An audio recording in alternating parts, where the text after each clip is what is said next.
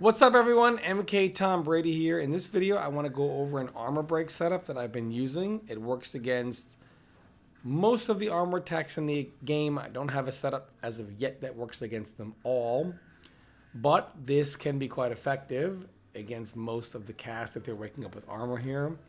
Got Kung Lao on the screen, who safe armor attack leads to a launcher with the right cameo. Those players love waking up with this. I like to keep them extremely high and put the low hat on the screen. And if you need to, you can reset this, because at this point the clone timer is up. And then you can loop the scenario, or you see the life I've taken from him thus far, you can cash out. You don't have to use the setup. You can use 3 back 2s, stand for clone and end the combo if you want. If, hey, I've taken a substantial amount of life, I'll go ahead and set on this life lead now. You can do that as well. Or if there's like no time on the clock, you're down a lot, need one more reset to close it out, you can go ahead and do that.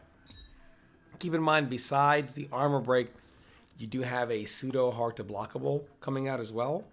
You just want to make sure that the low hat and the overhead punch come out within the allotted amount of frames separate from each other to make this work. I can do a new video on the correct timing for that. Not something that's going to work at like the highest possible level, like top 5 players in the world, but this certainly will help you in your online matches, online tournaments, etc. So the reason why I use the 2 back 2s is, one, to keep them really high in the air, which helps because it does a few things. One, it allows me to set up the hat before they can really do anything, but it also makes it much harder for them to see where the low hat is. So even if they're not getting up with an armored attack, the low hat's on the screen for a very small amount of time. They're not really able to see kind of where it is exactly and how fast it's moving toward them when I release it, because the hat is going to be off the screen for the vast majority of this. Like the very second I land and put it on the screen, I'm going to go airborne again. So it's very short amount of time to actually even get to see the hat. And also, they're really high, which gives me the most amount of time to set it up and start moving before they can start moving, so on and so forth. If you look at the damage difference, because people will ask, why don't I do this setup here? Even if I kept them a little higher, you can't really keep them high enough in that scenario for this to work consistently. And that's 28%.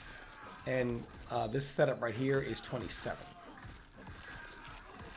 So losing like 1.3% damage overall here. So you're not really losing a whole lot of damage. You're keeping a good setup, etc. Now, I have a whole strategy that I've been using based on this scenario here. What happens when they stop armoring? What happens when they try to get up and just block it? What happens if I delay wake up? What happens if they get up and jump? I have a whole bunch of strategies that I really tested and kind of ironed out, whether it be open space or corner. If you guys are interested, I can do a guide on that in the next couple of days. Let me know in the comments. But I hope this helps you guys. Thanks for watching. Stay tuned for more content.